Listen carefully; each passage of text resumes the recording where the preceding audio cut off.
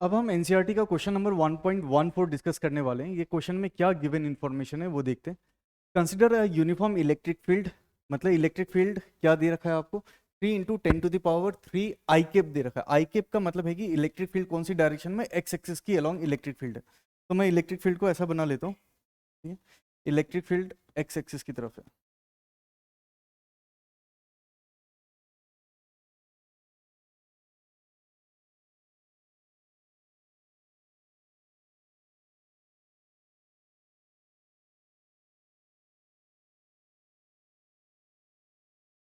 तो electric field आपके x axis की तरफ है, 3 × 10⁻³ न्यूटन पर कूलम।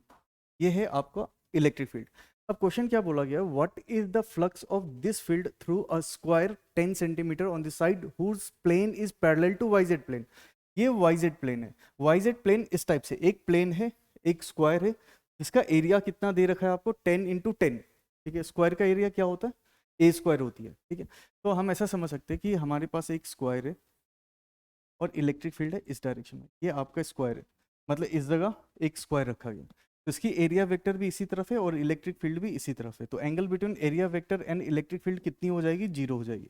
एरिया कितना है आपका, 10 सेंटीमीटर इंटू 10 सेंटीमीटर। क्या मैं इसको ऐसा लिख सकता हूँ, 100 × 10⁻⁻⁴ मीटर स्क्वायर, बिल्कुल लिख सकते हैं। तो फ्लक्स कितनी हो जाएगी, phi is equals to E A cos theta होती है। ठीक है, इलेक्ट्रिक फील्ड है आपका कितना, 3 × 10⁻³ 3 × 10⁻³ और एरिया हो गया 10⁻⁻²।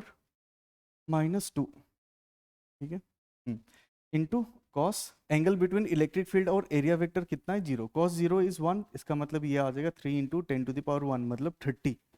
और फ्लक्स की यूनिट क्या होती है, न्यूटन कूलम मीटर स्क्वायर, मतलब Newton metre square per coulomb. ये हो जाएगा Newton metre square per coulomb. ठीक है, फिर से मैं एक्सप्लेन कर रहा हूँ। क्वेश्चन में क्या बोला गया कि इलेक्ट्रिक फील्ड एक्स एक्सिस के अलोंग है, एक स्क्वायर है जिसकी साइड है 10 सेंटीमीटर। इसको हम लोगों ने वाई जेड के पैरेलल रखा गया। पैरेलल रखने का मतलब क्या है, प्लेन कुछ इस टाइप से, तो इसकी एरिया वेक्टर किस तरफ होगी, इस तरफ होगी, अलोंग एक्स एक्सिस होगी।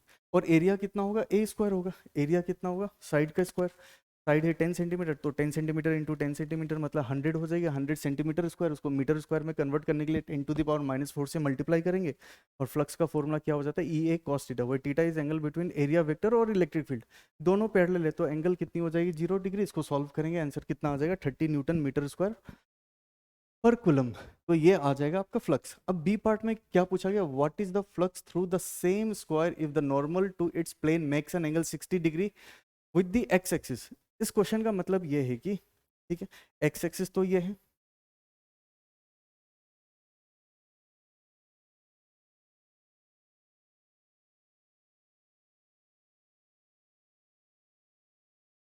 इलेक्ट्रिक फील्ड तो एक्स एक्सिस के अलोंग है। अब देखो एक प्लेन ऐसा है जिसका नॉर्मल कितना एंगल बना रहा है, 60 डिग्री। मतलब ये प्लेन कुछ इस टाइप से रखा गया, मान के चलते कि ये प्लेन है और इसका एरिया वेक्टर किस तरफ है, इस तरफ है। और एरिया वेक्टर और इलेक्ट्रिक फील्ड के बीच का एंगल कितना है, 60 डिग्री। ये कुछ इसका एरिया है, सोचो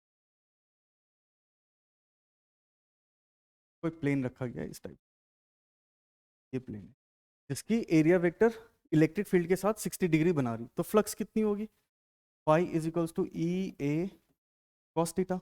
और theta is angle between area vector and electric field. या फिर इलेक्ट्रिक फील्ड कितनी है, 3 × 10⁻³।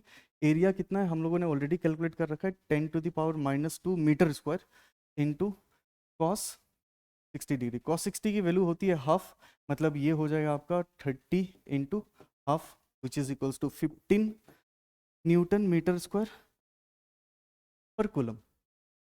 Newton metre square per coulomb, क्योंकि इलेक्ट्रिक फील्ड की यूनिट क्या होती है, न्यूटन पर कूलम, और एरिया का क्या होता है, मीटर स्क्वायर।